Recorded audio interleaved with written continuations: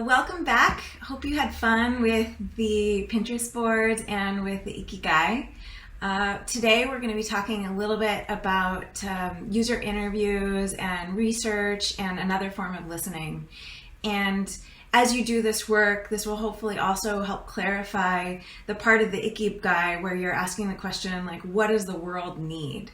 Not just what am I good at, what do I love to do, but what does the world need? And that's sort of a critical point of being successful in getting out there and trying new things or finding new work, creating new businesses.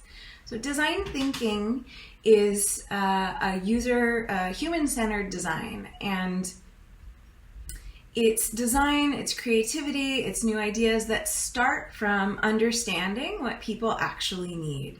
And the way we figure out what people actually need and what the world needs is we go and we observe and we listen and we interview. And one of the sort of magic elements of learning how to listen and learning how to interview is that you have to ask around the question. You can't ask somebody, most often you can't ask somebody directly, what is it that you need? They may not be able to answer that, but you can look at how their life is structured or what they're, how they move throughout the world and figure out like, where do you struggle most? Where does your work break down? Where does your life break down? Where are things hard? Where are things easy? And start to understand behavior and understand sort of like the opportunities for change, the opportunities for design.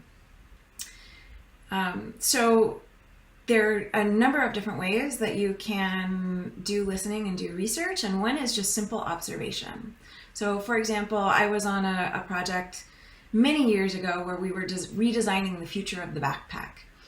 And the company was afraid that with everything going digital and everybody having computers, nobody was going to need backpacks anymore because they weren't going to need to carry books.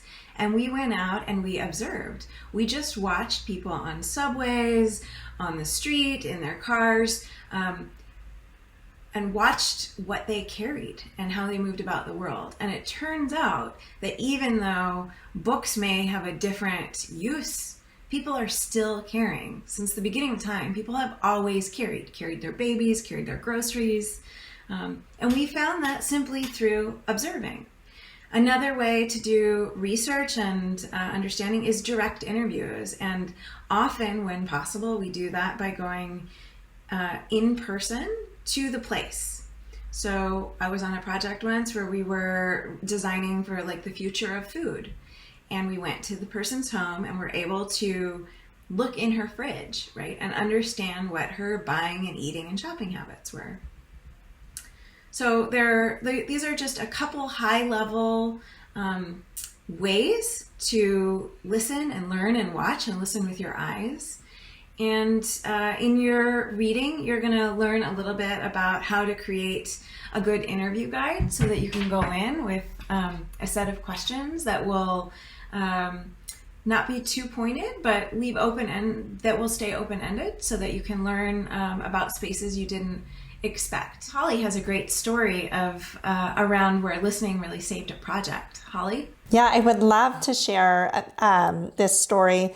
And as I tee up it, I want to say that for my own business, when it came to doing market research, we started with a design of what we thought the business should be.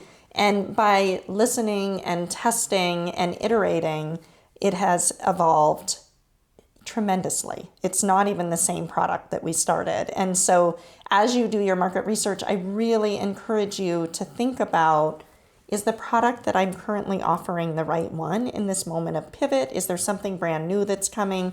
But use this time to really think about your business or the business you're aspiring to create.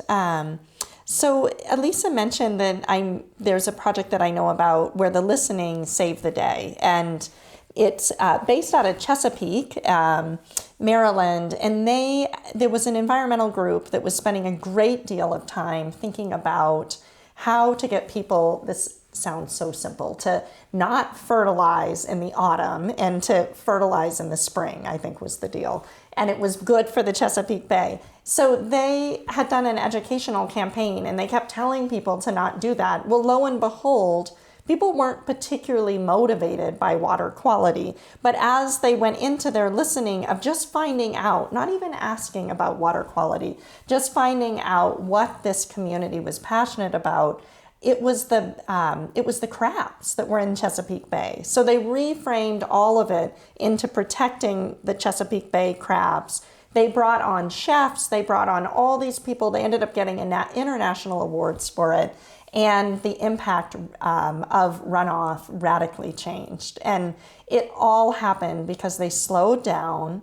They stopped asking questions that had to do with their specific agenda and began to be curious and to ask, what is it that the community, our end users, care about? And then how might we redesign the way we've been doing our work to ensure that it's relevant and meaningful to them? Holly, I love that. That's the question, is what is it that the end users really care about?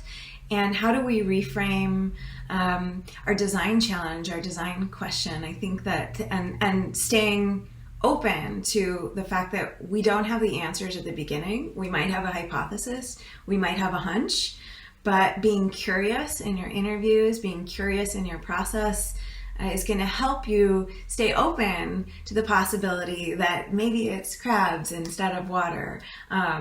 Maybe it's a completely different industry. Maybe it's a completely different job. Maybe it's a completely different business. Maybe it's just a completely different team. But being able to step back, ask a different question, reframe the challenge, reframe the problem as an opportunity, as a question, that's how we have a place to be creative and keep things open and flowing.